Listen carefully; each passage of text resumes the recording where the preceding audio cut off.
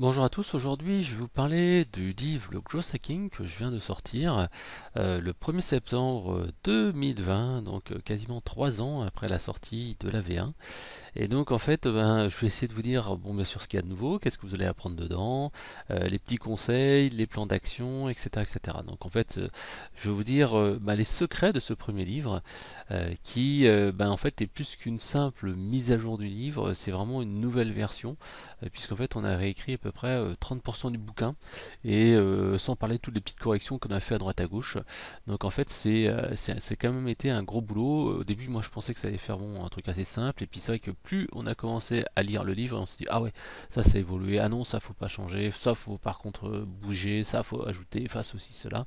Bref, enfin on a vraiment fait un gros boulot, et je vais tout vous dire dans cet enregistrement, et je vous explique un petit peu les petites techniques qu'on a ajoutées, des petites stratégies, des choses comme ça. Alors juste pour information, le bouquin il est toujours dispo à la Fnac à 25 euros. Donc vous allez à la Fnac, vous allez chez Amazon, vous allez chez votre libraire préféré, et vous pouvez le trouver. Si jamais il n'y est pas, demandez-le en rayon. Comme ça en fait ça fera qu'il y aura des réapprovisionnements, et vous pourrez le revoir prochainement. J'ai également créé un petit pack en fait, formation Le Gros Hacking 2020, plus le livre dédicacé envoyé directement chez vous. Donc ça, si ça vous intéresse, vous allez en fait sur mon site et je vous enverrai ça. Donc le bouquin à 25 balles, et la formation et le livre dédicacé à 60 euros. Alors donc déjà, la première chose c'est qu'est-ce qu'il y a dans le livre? Qu'est-ce qui a changé à part la couverture? En fait c'est simple, on a vraiment écrit beaucoup de choses. Déjà aussi, il y a une question qu'on me pose souvent, c'est si j'ai déjà acheté la version 1 du livre, est-ce que ça vaut le coup d'acheter la V2? Alors ma réponse va être très simple, c'est non si vous avez déjà appliqué les bases de la méthode. Par contre, ça peut être oui si vous n'avez pas vraiment trop appliqué les choses, et que vous avez juste lu en diagonale le bouquin et vous n'avez pas vraiment mis en application les stratégies de cross-hacking. Là, ça vous aidera, puisqu'en fait le bouquin a été revu avec des stratégies un peu plus modernes, et en particulier j'ai rajouté un petit chapitre qui se retrouve à la fin du livre, et qui permet tout simplement d'analyser le business en fait d'une activité, et de faire un petit bilan et savoir où agir en priorité. C'est un petit peu un audit stratégique qu'on fait grosso modo en 1 heure ou 2, et en 1 heure ou 2 on a la possibilité de définir quelles sont les actions prioritaires, où je dois agir en priorité, quelles sont les faiblesses de mon business, etc., etc. Donc c'est vraiment un petit truc simple. C'est un audit que moi j'utilise lorsque une personne me dit attends, quel est ton boulot, est-ce que tu peux m'aider, comment je peux faire pour doper mes ventes, etc., etc. Donc c'est vraiment des actions simples à mettre en place. Donc, comme je vous disais, on a écrit 30% de bouquin, on est à plus de 277 pages de lecture. Alors, ça se lit comme relativement vite, puisque tout simplement, en fait, on raconte pas mal d'anecdotes, d'histoires, etc., etc. Donc, grosso modo, le livre il est défini en 8 semaines, grosso modo. La première semaine qui est avant de vous lancer, c'est un petit peu réfléchir à son produit, son offre, etc. La deuxième, créer un site web, landing page, etc. Recruter les prospects, ça c'est la publicité. La Blitzkrieg avec le contact hacking, c'est essayer de générer du trafic via les médias sociaux, les blogs, le référencement, etc. Ensuite, semaine 5, former vos bataillons et recruter les mercenaires, c'est vraiment dédié sur l'affiliation, la génération de trafic, recruter une assistante virtuelle, etc. Semaine 6, occuper le terrain, et en fait tout simplement là on va essayer d'améliorer un peu les fondations. Automatiser le business, en fait on va parler de tous les outils d'automatisation, scrapping, automatisation avec par exemple Zapier, Jarvis, etc., etc. Et la 8e semaine est vraiment consacrée à tout ce qui était montée en puissance, c'est-à-dire tout ce qui est optimisation du revenu, onboarding process, etc., etc. Et donc à la fin, le fameux chapitre dont je vous ai parlé, c'est l'optimisation du business. Voilà. Donc ça c'est grosso modo le déroulé. Et on a supprimé en fait pas mal de petits tutos avec des captures écran qui n'étaient pas forcément super intéressants. Par exemple, il y avait des tutos sur Facebook Ads, parce qu'à l'époque c'était assez nouveau, c'était assez neuf. Pas grand monde savait vraiment bien utiliser Facebook Ads, et c'était vraiment important de mettre ça. Et donc à la place, en fait, on a mis plutôt des conseils et des astuces tirés de cas pratiques qu'on avait, et c'était quand même beaucoup plus intéressant que de mettre un tuto sur comment faire des publicités Facebook Ads. que vous connaissez déjà. On a aussi rajouté pas mal d'outils, mais en fait, moi j'avais une liste de plus de 150, d'ailleurs, outils de gros hacking. Si jamais vous êtes intéressé, vous tapez outils de gros hacking et conseil marketing, vous trouverez sur internet cette fameuse liste qui est vraiment assez énorme. Je pense que c'est la seule du web qui est aussi complète, hein. Et donc j'ai mis donc une vingtaine d'outils importants. Et après donc il y a cet article sur mon site qui permet vraiment d'aller beaucoup plus loin. Voilà. Donc le nouveau chapitre en fait c'est simple, c'est le framework AR, c'est l'analyse d'un business existant. En fait, le plan d'action qu'il y aura à la fin de ce chapitre c'est simple, c'est analyser l'activité avec le framework AR, donc acquisition, activation, donc rétention, revenu et referral, hein, recommandation. Donc en fait vous avez tout ça et ça vous permettra en fait d'aller vraiment faire un petit bilan. Le but c'est d'identifier très rapidement une quick win. Une quick win, qu'est-ce que c'est? C'est une action qu'on peut mettre en place tout de suite et une action un peu plus long terme qui va permettre de donner des résultats sur plus long terme.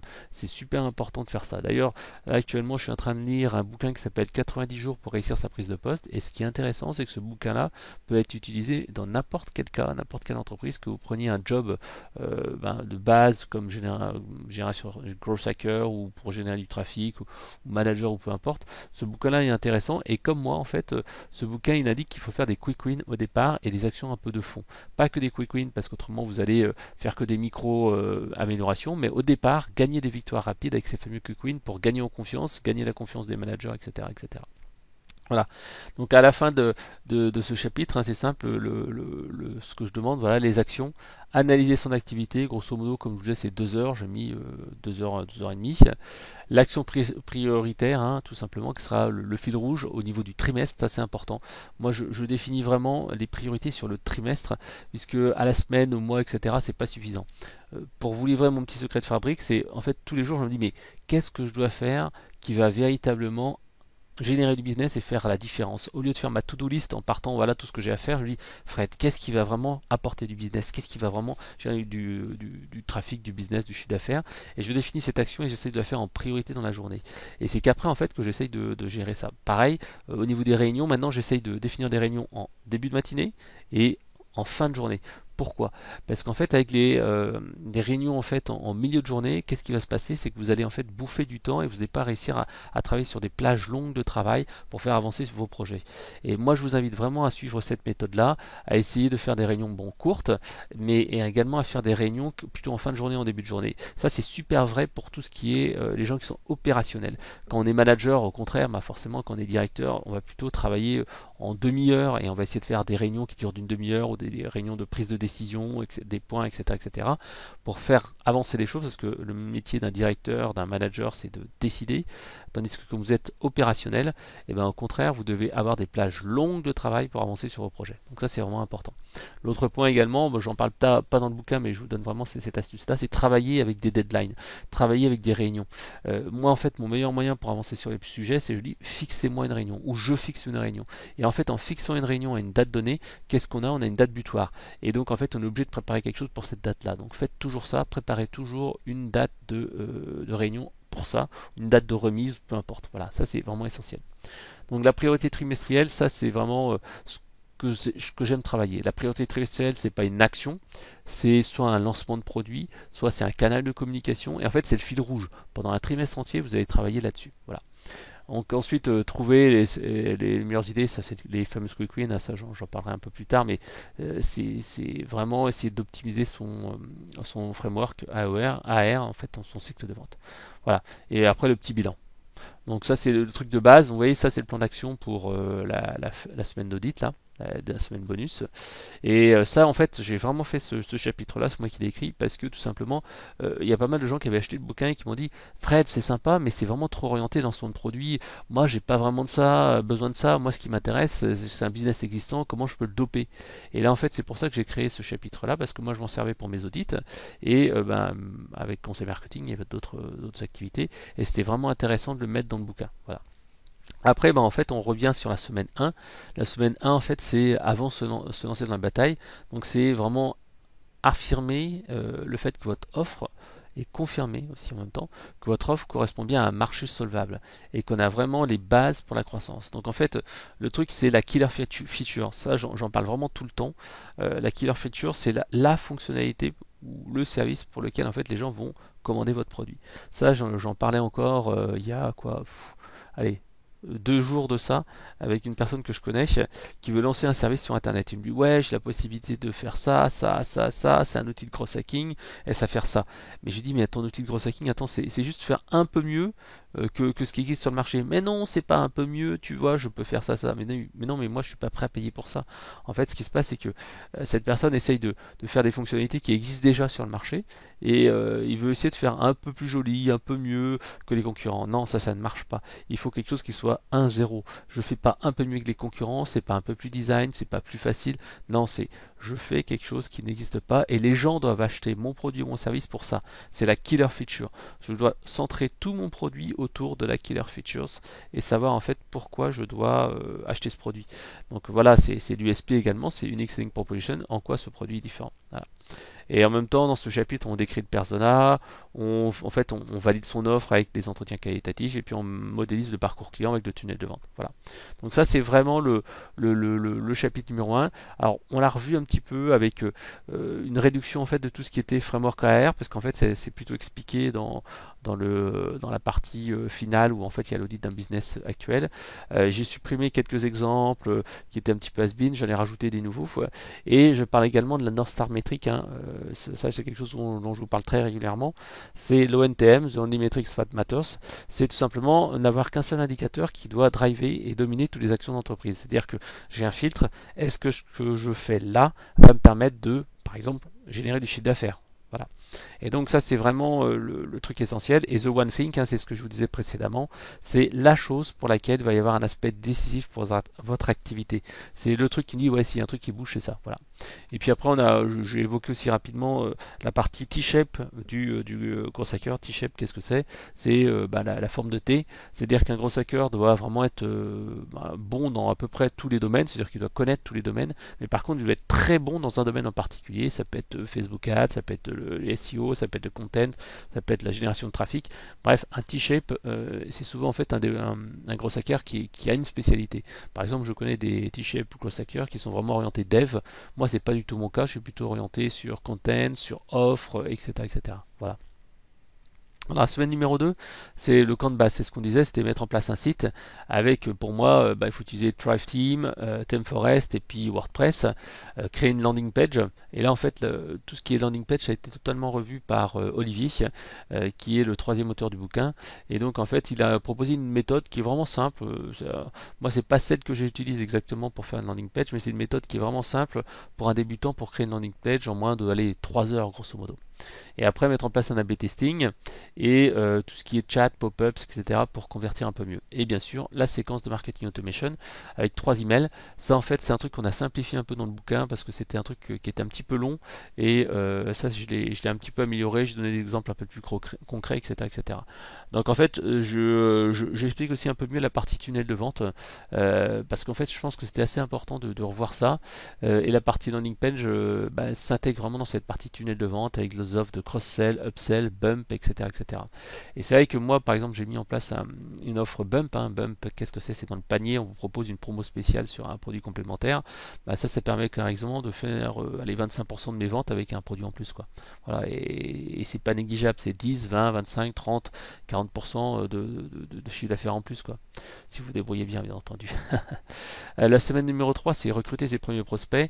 Donc en fait, qu'est-ce qu'on fait? On crée ces 10 premières pages SEO, tout simplement pour attirer des prospects chauds avec une phase de décision finale. Donc par exemple des comparatifs de produits, quel est le meilleur logiciel, etc., etc. Une petite campagne Facebook Ads, ça en fait ça a été vraiment revu aussi par Olivier. Il a retravaillé en fait la base de comment créer une campagne Facebook Ads, qu'est-ce que c'est, bon ça c'est un petit peu pour les débutants, et après quelques petites astuces, là on a travaillé ensemble sur les astuces ensemble. Voilà. Et après donc on a fait une petite campagne Facebook Ads beaucoup plus simple, et c'est vrai que là aussi Olivier a bien travaillé là-dessus, en donnant des conseils, en supprimant toute la partie tuto qui était un petit peu longuette, et on a travaillé en haut sur des trucs un peu plus concrets, un peu plus pratiques, parce que aussi Facebook Ads ça a quand même pas mal évolué entre temps. C'est vrai qu'il y a quelques années c'était des stratégies, il fallait cibler des petites cibles, etc., etc. Et là maintenant on laisse quand même pas mal l'algo jouer son rôle sur Facebook. Voilà. Et puis après, un petit peu aussi de travail sur tout ce qui est travailler sur les collaborateurs. Voilà. Donc ça c'est assez sympa parce que on voyait bien que le bouquin était un petit peu, je dis pas has-been, mais c'est qu'il n'était pas au top à la page en fait sur ses Facebook Ads et Google Ads. Et là ça donnait un petit coup de jeune. On parle également, mais très très très très rapidement, de LinkedIn Ads, Taboola, Twitter Ads, etc., etc. Parce que une fois que vous avez déjà bien exploité Facebook Ads et Google Ads, ça peut être intéressant d'aller chercher ces créneaux-là, sachant que bon bah il faut être très clair. Pour moi, c'est vraiment de l'alternative. C'est que si vous avez déjà épuisé toutes vos cartouches, vous allez passer à ces régies-là. Ça sert à rien de le faire si vous débutez parce qu'en fait, ça n'a pas beaucoup de trafic. C'est assez compliqué à utiliser parce qu'à chaque fois, il faudra refaire des choses entre un LinkedIn Ads, un Taboola, un Bing Ads, etc. Enfin, Bing Ads, vous pouvez récupérer les données du Google Ads, mais c'est pas hyper simple, c'est du travail. Il vaut mieux se concentrer au départ sur Facebook Ads et Google Ads, c'est vraiment les plus efficaces. Et aussi, j'ai réduit un petit peu le chapitre SEO sur le livre parce que je me suis dit, ben, c'est plus intéressant en fait d'aller se concentrer sur tout ce qui était technique de trafic payant plutôt que de parler des SEO qui a une action qui est un peu plus longue quand même dans le temps. Vous n'allez pas récupérer vos premiers prospects en 3 semaines avec le SEO. Il faut compter 1 mois, 2 mois, 3 mois quoi. Alors, semaine numéro 4, c'est le content hacking. Ça, c'est une partie qu'on a un petit peu bougé. J'ai vraiment réduit un peu ces trucs-là. J'ai viré la partie newsjacking, j'ai viré un certain nombre de choses qui étaient un peu trop techniques, un peu trop précises pour le commun des mortels. Donc, en fait, on a fait quelque chose qui est beaucoup plus concentré, en particulier sur le choix des mots-clés. Avec par exemple des outils comme SEMrush. Ensuite, tout ce qui est influenceurs, etc., etc. Et travaille en fait sur les interviews, qui est un super levier pour générer du trafic et créer du contenu pas cher et gratuitement et gagner un peu de visibilité. L'article de référence, l'article pilier qui est bien travaillé, donc j'en parle, c'est au moins 2 heures pour travailler là-dessus, faire 2500 mots minimum. Et ensuite, le calendrier éditorial avec la ligne éditoriale, ça c'est définir une stratégie. Et comme je disais, le meilleur moyen de se forcer à avancer, c'est de définir en fait ce qu'on va faire et avoir une routine. Ça vraiment, j'insiste toujours, la routine c'est vraiment la clé de la réussite. Pourquoi j'ai écrit le bouquin Le Gros Hacking et j'ai réussi à faire un autre bouquin sur les chatbots cette année, c'est tout simplement parce que j'ai eu une routine. C'est-à-dire qu'en fait, tous les midis, je me prenais, ou un midi sur 2, je prenais une petite demi-heure pour écrire le bouquin et hop, je me lançais. Et à force de faire une demi-heure, une demi-heure, une demi-heure, et surtout pas regarder derrière, parce qu'en fait, le problème quand on écrit comme ça un bouquin sur le long terme, on a tendance à regarder au début, on revient, etc. Non, il faut écrire au kilomètre et déployer et vraiment écrire, écrire, écrire et après faire la relecture. Ça, c'est vraiment important. Voilà. Donc ça c'est assez sympa. J'ai parlé aussi un petit peu des contenus de snack hacking, comme par exemple le Lemon 5, etc., etc., qui sont assez sympas pour sortir du lot. Donc semaine 5 après, le recrutement des mercenaires. Donc le plan d'action était simple, hein. C'était des gens qu'on pouvait recruter comme affiliés ou prescripteurs et essayer en fait de les associer à votre succès. Alors ce qui est important, c'est pas faire le classique, aller envoyer un email, etc. Mais vraiment essayer d'appeler au téléphone. Vraiment, je vous le dis, le meilleur moyen d'aller mettre en place un partenariat, etc., c'est de rencontrer les gens, discuter avec eux au téléphone et pas envoyer des mails. C'est vraiment ce qui fonctionne le mieux et je vous le dis, j'ai essayé et la plupart des gens qui travaillent avec moi utilisent vraiment ça, voilà, le téléphone. Ensuite, faites en fait tout simplement une petite enquête de satisfaction et proposez en fait tout simplement un parrainage ou un système de témoignage auprès de vos clients. Et ça en fait, ça va vous permettre en fait de rassurer vos clients de maintenant vont vous permettre de générer vos prospects de demain. Vous devez avoir des clients satisfaits en cas de satisfaction et ils doivent en fait vous aider à conquérir ou à séduire vos prospects de demain avec des témoignages. Voilà. Donc les influenceurs également, j'en ai parlé un petit peu précédemment, mais tout simplement c'est un partenariat simple qui peut être très simple, le guest posting, ou alors un truc un peu plus évolué comme par exemple un emailing sur des bases croisées de newsletters, c'est-à-dire que vous envoyez un email en parlant de tel truc et eux ils envoient un email sur sa base. Alors bien entendu, le but c'est pas de vendre des bases, c'est vraiment de se dire tiens on fait un échange gagnant-gagnant. Voilà. Et ça peut être vraiment intéressant au début pour croître et améliorer sa visibilité. Vous pouvez également aussi créer un événement commun. Là, par exemple, à la mi-novembre, je vais organiser un sommet. On va faire à peu près 8 webinars plus des démos en 2 jours. Et en fait, pour essayer de gagner un peu de trafic, je vais demander à des influenceurs, à des entreprises, à des syndicats, etc. Et en fait, on va animer ensemble des conférences. Donc moi, je serai entre guillemets de Monsieur Loyal. C'est des influenceurs qui vont présenter un petit peu les choses et qui vont prendre la parole. Et nous, en fait, on va gagner de la visibilité via ces influenceurs-là parce qu'ils vont relayer soit sur leur base, soit tout simplement sur leur communauté. Voilà. L'autre point, c'est la sous-traitance, comme je le disais. Vous pouvez en fait tout simplement sous-traiter à une assistante virtuelle, etc., etc. Donc j'explique un petit peu là comment recruter une assistante à offshore, qu'est-ce qu'on peut faire, etc., etc. Donc ça fait plus de 3 ans que je travaille avec Sabrina, et c'est vrai que c'est quelque chose qui est important de faire. Je donne aussi un exemple d'un pod WhatsApp que j'ai depuis déjà, on va dire quasiment 9 mois, 1 an, qui me permet en fait de regrouper des partenaires et on s'échange des news. D'ailleurs, dans les pods, moi je commence à m'y connaître un petit peu et c'est vrai que c'est important de garder plutôt un petit noyau de personnes et essayer d'avoir des échanges entre eux et pas juste pousser de la news et dire allez vote pour mon article sur LinkedIn, sur Facebook, sur Twitter, etc., etc. Parce qu'en fait le problème de ça c'est que si vous avez trop de monde sur un groupe, un pod WhatsApp, bah, en fait le pod il va déborder de contenu et les gens à la fin ils vont être non mais je peux pas suivre, il y a trop de trucs, etc., etc. Donc essayez de faire plutôt un truc qualitatif avec des gens qui sont alignés avec vos valeurs, des gens qui ont déjà une communauté et vous allez vous apporter vraiment quelque chose et vous allez développer en fait euh, je dirais un écosystème, des gens qui vont travailler avec vous et qui vont être contents de travailler avec vous. Voilà. Semaine numéro 6 maintenant, c'est occuper le terrain. Occuper le terrain, tout simplement, bah, c'est se dire, voilà, j'ai commencé à conquérir un peu comment dire, de visibilité via Facebook, etc., etc. Mais en fait, on va essayer d'aller un peu plus loin. Donc tout simplement, ben, il faut savoir qu'à un moment donné, ça suffit plus d'être en virtuel, ça suffit plus d'être sur LinkedIn, etc. Il faut aller rencontrer les gens, les bonnes personnes. Donc ça peut être par exemple organiser ou participer à un événement. Ensuite, c'est aller tacler ses concurrents. C'est-à-dire qu'en fait, ben, vous avez souvent un leader sur le marché qui fait 80% du marché et vous devez en fait ben, trouver un moyen de pouvoir aller récupérer ses clients. Alors il y a plusieurs moyens. Hein. Ça peut être tout simplement de se dire tiens, il y a un leader dans mon secteur, j'explique pourquoi ça c'est pas bon, etc., etc. Et en fait, je crée du contenu, je crée des pages sur des fonctionnalités un peu faibles de leur contenu. J'essaie de les cibler après, par exemple, sur Facebook Ads, sur Google Ads, etc., etc.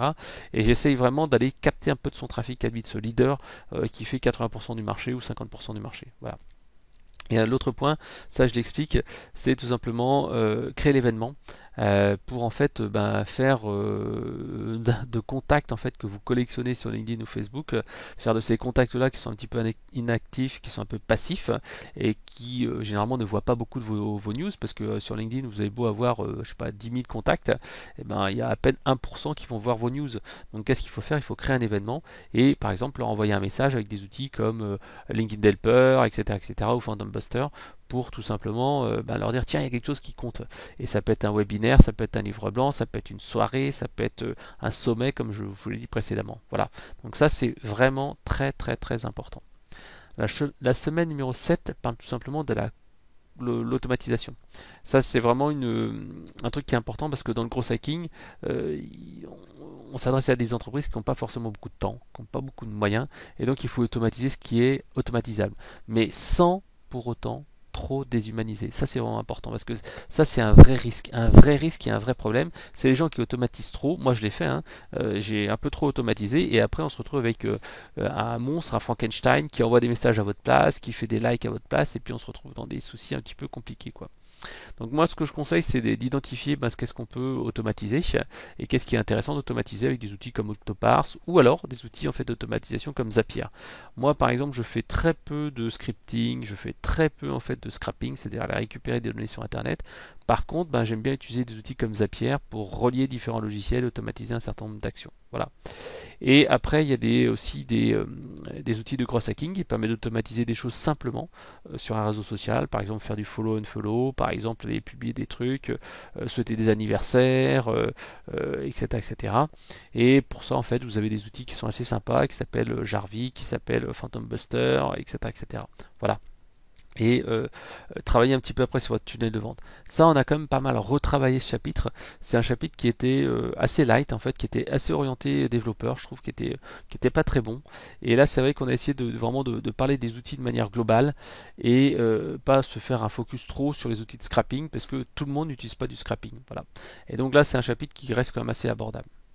Le dernier chapitre, en fait, c'est la montée en puissance. La montée en puissance, en fait, on travaille en fait sur l'aspect vraiment, euh, on va dire conversion, essayer de faire croître son business.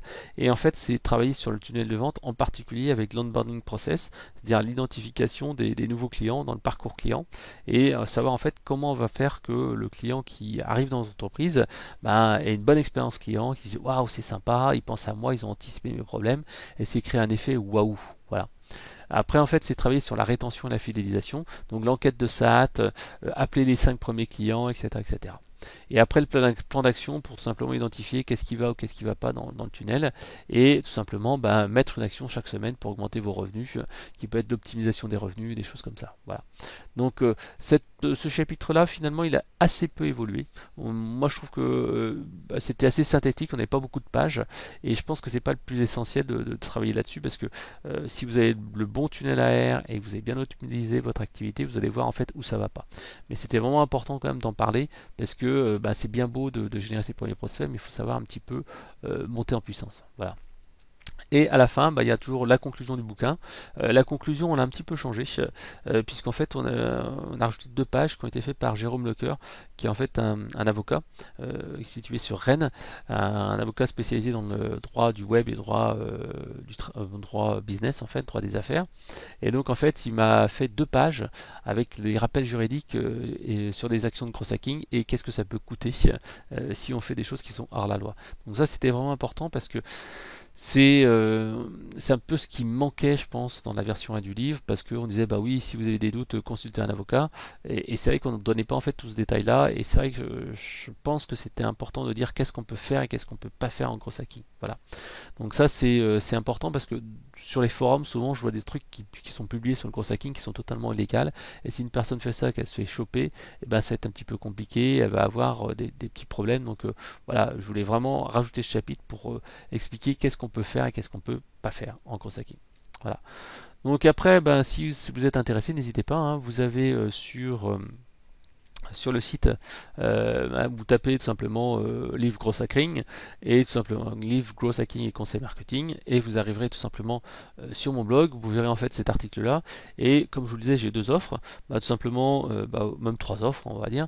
Vous avez l'offre où vous pouvez acheter le bouquin directement. Vous allez sur Amazon, la Fnac, chez votre libraire à côté. Deuxième chose, en fait, tout simplement, vous pouvez acheter la formation Growth Hacking toute seule. Je crois qu'elle est encore en promo, mais le prix va bientôt passer à 100 euros au lieu de 50, donc faites attention, là ça va bientôt se passer. Et après il y a l'offre bonus où vous avez la formation, donc il doit y avoir une dizaine d'heures pour l'instant de vidéos sur le gros hacking, plus en fait le livre dédicacé et je vous envoie ça tout ça par la poste. Voilà. Donc si vous êtes intéressé, n'hésitez pas, vous allez sur mon site internet ou vous me contactez. Si vous voulez le bouquin dédicacé ou n'importe quoi, vous envoyez un email à fred@conseilmarketing.fr. Fred, F-R-E-D, conseil avec un S, marketing.fr ou .com. Allez, à bientôt et puis bon courage à vous. Ciao, ciao.